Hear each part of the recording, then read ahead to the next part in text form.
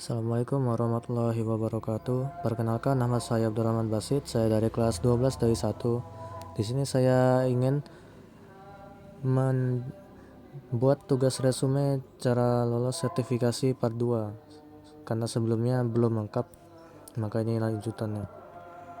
Yang lanjutan sebelumnya itu langkah kerja, yang dimana langkah kerja kemarin itu belum lengkap.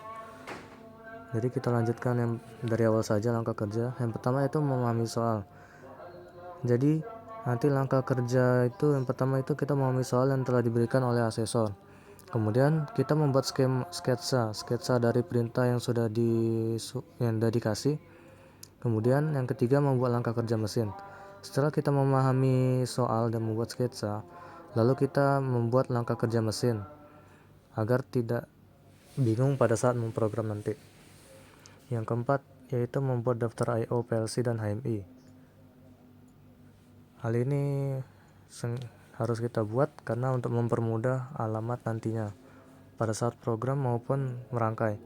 Lalu yang kelima membuat gambar wiring diagram PLC, VSD atau kontaktor. Yang keenam membuat gambar wiring diagram motor. Yang ketujuh membuat gambar wiring pneumatik. Yang kedelapan mengecek komponen. Sebelum merangkai komponen di trainer, kita mengecek dulu komponen-komponennya apakah berfungsi secara baik secara visual. Secara visual itu maksudnya bentuknya apakah masih bagus atau udah jelek. Kemudian elektrikal, di sini kita mengeceknya dengan menyambungkan arus listrik.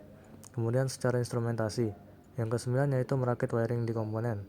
Yang ke-10 memprogram PLC dan HMI. Yang ke-11 men-setting VSD 320. Yang ke-12 yaitu menyambungkan kabel komunikasi. Di sini kabel komunikasinya berbeda-beda tergantung kita mau menyambungkan dari mana dan kemana. Ada 2 atau 3 saya lupa. Yang pertama itu ada dari PLC ke laptop, di situ menggunakan kabel USB. Kemudian dari laptop ke HMI menggunakan kabel RJ45. Sedangkan dari PLC ke HMI itu menggunakan kabel RS232. Ada 3 berarti. Kemudian selanjutnya itu melakukan cek ulang wiring dengan gambar kerja. Setelah semua dilakukan, maka kita cek ulang wiring yang kita lakukan tadi. Apakah sesuai dengan gambar kerja yang telah kita buat atau belum. Yang terakhir yaitu mengecek langkah kerja mesin apakah sesuai perintah. Apabila belum sesuai perintah, maka kita buat programnya, kita buat ulang yang sesuai dengan perintah yang telah diberikan. Kemudian ada spesifikasi PSD 312. Di sini ada tegangan operasinya. Di sini ada satu fasa 220 hingga 240 volt AC input. Jadi di sini input dari VSD ini 312 ini satu fasa yaitu 240 atau 220 volt AC. Lalu ada daya. Dayanya yaitu 0,75 kW yaitu 1 PK atau 1 horsepower. Yang ketiga yaitu output 3 fasa. Outputnya 3 fasa 220 dan 240 volt AC. Yang keempat yaitu konfigurasi wiring diagram. Yang kelima yaitu men-setting parameter sesuai manual book. Jadi di sini kita bisa men-setting VSD-nya sesuai dengan manual book. Teknik memprogram. Di sini ada pengalamatan atau addressing input dan output.